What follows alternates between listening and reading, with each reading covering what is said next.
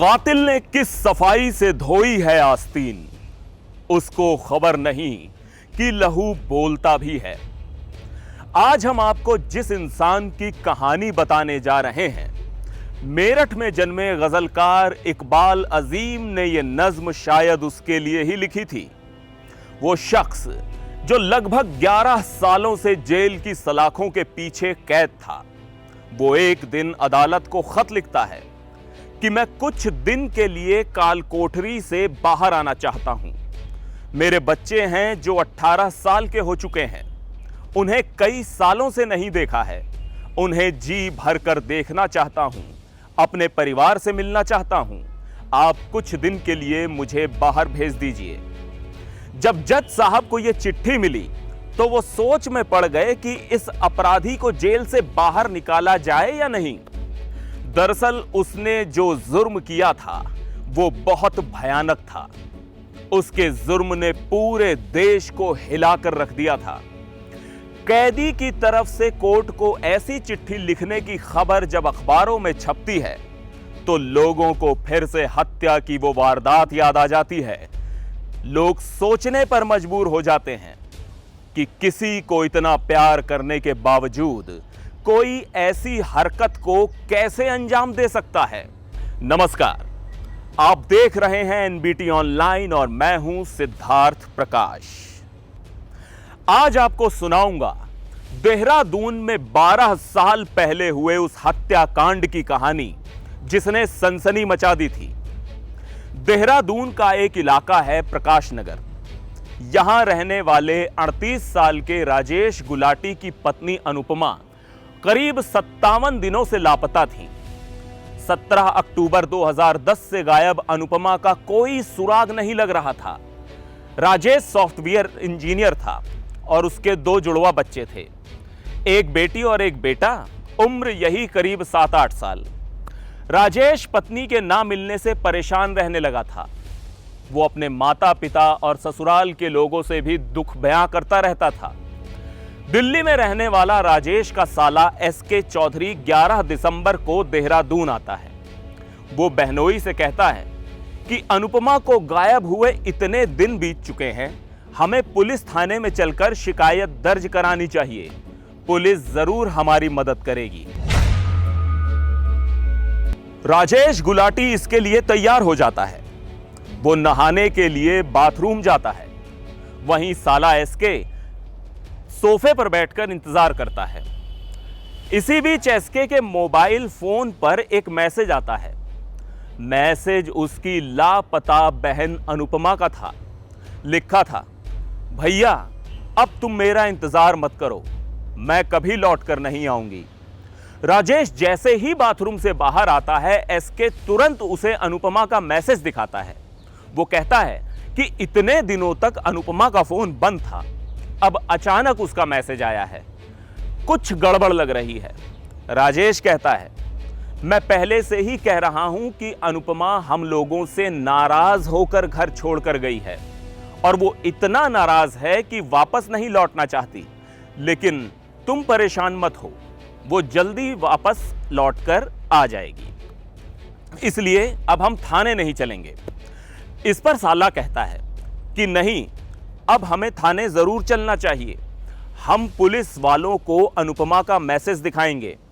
हो सकता है कि पुलिस बहन को ढूंढ कर ले आए। खैर, दोनों थाने पहुंचते हैं और अनुपमा की गुमशुदगी की रिपोर्ट दर्ज कराकर वापस लौट आते हैं। अभी 2-3 घंटे का ही समय बीता होगा कि 4-5 पुलिस वाले राजेश गुलाटी के घर आ जाते हैं। उनकी नजर दीवार पर दुल्हन की लिबास में सजी अनुपमा की तस्वीर पर पड़ती है। पुलिस वाले अनुपमा के बारे में जरूरी पूछताछ करते हैं, उसकी तस्वीरें लेते हैं और घर से वापस जाने को उठ खड़े होते हैं। इसी बीच एक पुलिस वाले की नजर घर में रखे फ्रीजर से जा टकराती है। यह एक डीप फ्रीजर था। यह वैसा डीप फ्रीजर जैसा आपने ज्यादातर दुकानों में देखा होगा, वैसा था। यह कोल्ड ड्रिंक, आइसक्रीम वगैरह रखने के काम आता है। पुलिस वालों का माथा ठनका। घरों में तो लोग नॉर्मल फ्रिज का इस्तेमाल करते हैं, ऐसे में राजेश गुलाटी के घर पर डीप फ्रीजर का क्या काम था? पुलिस की टीम घर की दहलीज पर पहुंची ही होती है कि वापस लौट आती है। राजेश गुलाटी से पूछा जाता है कि आखिर यह नया सा दिखने वाला डीप फ्रीजर घर में क्यों रखा गया है, इसका घर में क्या काम? इस पर राजेश गुलाटी कहता है, सर बस यूं ही ले लिया था। पुलिस वाला कहता है, पर इसमें ताला क्यों लगाया हुआ है? राजेश ने कहा कि अनुपमा ने इसमें ताला लगाया हुआ था, इसकी चाबी उसी के पास थी, वही इसके बारे में जानकारी दे सकती है। अब पुलिस राजेश पर दबाव बनाती है। पहले तो वो तमाम तरह की आनाकानी करता है, पर बाद में टूट जाता है। वो अलमारी से डीप फ्रीजर की चाबी लाकर पुलिस को दे देता है। अब पुलिस डीप फ्रीजर का ताला खोलती है। उसमें भीतर काले रंग के कई सारे पॉलीथीन रखे हुए थे। सबके ऊपर सफेद बर्फ जमी हुई थी। पुलिस उनमें से एक पॉलीथीन बाहर निकालती है। खोलने पर पता चला कि इसमें मीट रखा हुआ है। पुलिस वालों ने दूसरी पॉलीथीन खोली, उसमें भी मीट था। फिर तीसरी पॉलीथीन खोली, उसमें भी मीट था, पर कुछ अलग तरह का था। पुलिस ने तीसरे पॉलीथीन को बाहर निकाला। डीप फ्रीजर में रखने से मीट बेहद सख्त हो गया था, साथ ही उस पर सफेद बर्फ जमी हुई थी। थोड़ी देर बाद बर्फ पिघल गई और मीट थोड़ा नॉर्मल हुआ। अब उस पॉलीथीन में जो दिखाई दिया उससे पुलिस वाले थर थर कांपने लगे। ये किसी इंसान के हाथ की उंगलियां थीं। राजेश से जब पूछा गया तो उसने बताया कि यही अनुपमा है। अनुपमा का शरीर इस डीप फ्रीजर में पैक है। एक एक कर सभी पॉलीथीन डीप फ्रीजर से बाहर निकाले जाते हैं। कुल 35 पॉलीथीन्स थीं। सब में अनुपमा के शरीर के छोटे छोटे टुकड़े काटकर रखे गए थे। यह सब देखकर अनुपमा के भाई एस.के. चौधरी की आंखों के आगे अंधेरा छा गया। उसने कभी सपने में भी नहीं सोचा था कि उसकी फूल सी नाजुक बहन का ऐसा हश्र होगा। पुलिस ने राजेश से पूछा कि अनुपमा के शरीर का बाकी हिस्सा कहां है, तो वो जमीन पर बैठ गया और दहाड़े मार मार कर रोने लगा। उसने बताया कि शरीर के बचे हिस्से को मसूरी के पहाड़ों में फेंक आया है।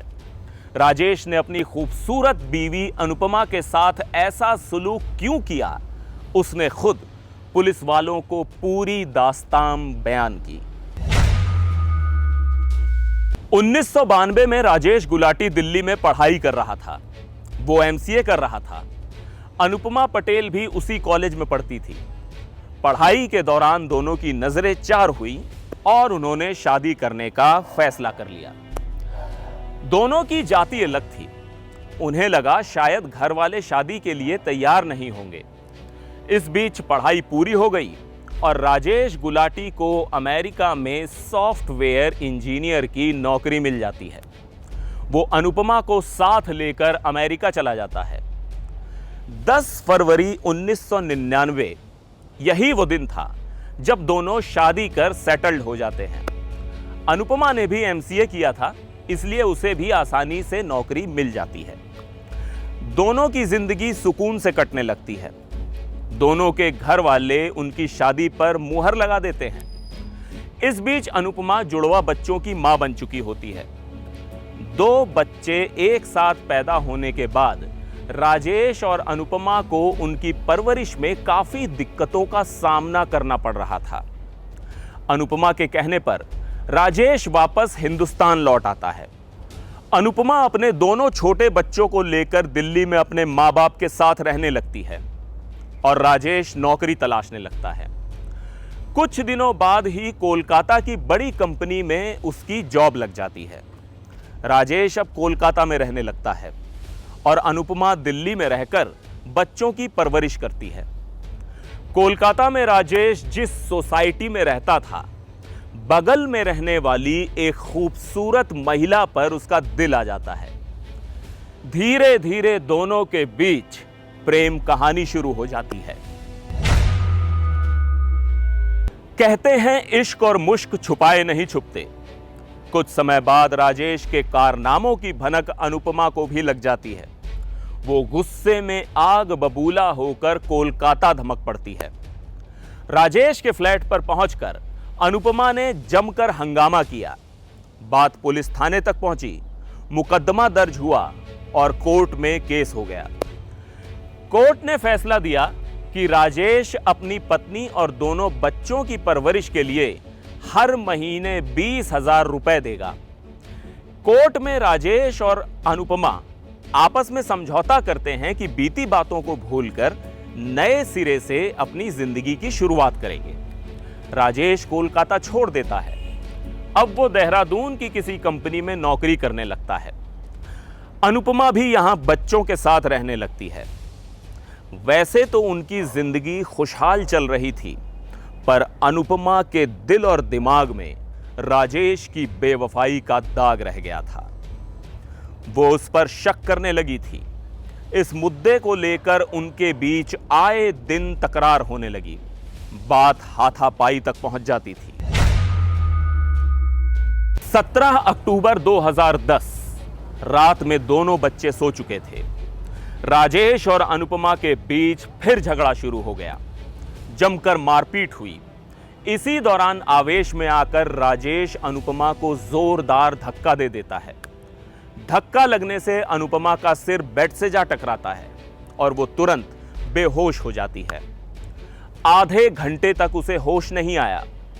राजेश सोचता है कि अनुपमा पहले ही उस पर एक मुकदमा दर्ज करा चुकी है और मुकदमा दर्ज ना करवा दे, इसलिए इसका काम तमाम करना जरूरी है।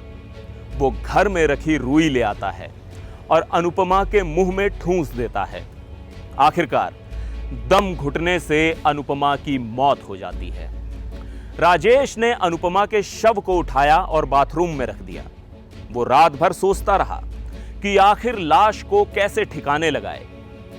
बाहर लेकर जाने पर देख लिए जाने का डर था। फिर राजेश के दिमाग में खतरनाक प्लान आता है। अगले दिन बच्चों को स्कूल भेजने के बाद सुबह सुबह वो दुकान जाता है और डीप फ्रीजर खरीद कर ले आता है। थोड़ी देर बाद फिर बाजार जाता है और लकड़ी काटने वाली कटर मशीन ले आता है। तीसरी बार बाजार जाता है और दूसरी दुकान से आरी खरीदता है। उसने अनुपमा की लाश को डीप फ्रीजर में रख दिया। रात को जब बच्चे सो गए तब पहले लाश का पैर काटा, फिर हाथ। ऐसे करके उसने शव को छोटे छोटे टुकड़ों में काट डाला। करीब 72 पॉलीथीन में उसने टुकड़े भरकर डीप फ्रीजर में रख दिए। अब जब भी कभी छुट्टी होती, राजेश अपने बच्चों को लेकर कभी देहरादून तो कभी मसूरी वगैरह घूमने निकल जाता। साथ में वो पॉलीथीन के 1 या 2 पैकेट भी ले जाता और पहाड़ों में फेंक देता। अक्टूबर गुजर गया, नवंबर गुजर गया। राजेश अनुपमा की लाश को ठिकाने लगाता गया। डीप फ्रीजर में रखे लाश के टुकड़े बर्फ बन चुके थे। उनमें बदबू नहीं आती थी। राजेश ने हॉलीवुड की कोई फिल्म देखी थी जहां से उसने इस तरह लाश को ठिकाने लगाने का आइडिया जुटाया था। उसने अपने जुड़वा बच्चों और ससुराल वालों को बताया कि अनुपमा नाराज होकर कहीं चली गई है। बच्चों को भनक तक नहीं लगी कि उनकी मां अब इस दुनिया में नहीं रही। वो जिम्मेदारी के साथ दोनों बच्चों को सुबह तैयार कराता, नाश्ता कराता और स्कूल छोड़ कर आता था। राजेश ने अपने पड़ोसियों और रिश्तेदारों से अनुपमा की हत्या की सच्चाई छिपाने की पुरजोर कोशिश की। 2 महीने तक उसने लाश को डीप फ्रीजर में छिपाए रखा। राजेश अपने प्लान में पूरी तरह कामयाब होता दिख रहा था, पर एक गलती उस पर भारी पड़ गई। अनुपमा के फोन से उसके भाई एसके चौधरी के मोबाइल पर मैसेज करना राजेश के लिए घातक बन गया। बहनोई को शक हो गया था। उसने पुलिस थाने में एसएचओ से अकेले में कहा भी था कि अनुपमा के बारे में उसके जीजा को कोई ना कोई जानकारी जरूर है। अनुपमा का फोन जो 57 दिनों से बंद था, उससे अचानक से मैसेज कैसे आ गया? बहनोई ने पुलिस के सामने जीजा को लेकर शक जाहिर कर दिया था। इसलिए पूछताछ के दौरान पुलिस शुरू से ही राजेश पर सख्ती बरतती रही। राजेश काफी पढ़ा लिखा था, फर्राटेदार अंग्रेजी बोलता था, पर उसके इस जुर्म ने उसकी जिंदगी तबाह कर दी। 1 सितंबर 2017 को कोर्ट ने उसे आजीवन कारावास की सजा सुनाई, 15 लाख जुर्माना भी। ये पैसे जुड़वा बच्चों की परवरिश के लिए उनके नाना नानी को सौंप दिए गए। 2010 से जेल में कैद चल रहा राजेश गुलाटी जब 11 साल बाद 2021 में एक बार फिर बाहर की दुनिया देखने की, अपने जवान हो चुके बच्चों से मिलने और उन्हें नजर भर देखने की ख्वाहिश जताता है, तो उसे निराशा ही हाथ लगती है। कोर्ट उसे इसकी इजाजत नहीं देती है और कहती है कि उसके जैसे इंसान को जेल से बाहर निकलने का कोई हक नहीं है। उसके लिए दुनिया में अगर कोई मुकम्मल जगह है तो वो है सिर्फ काल कोठरी।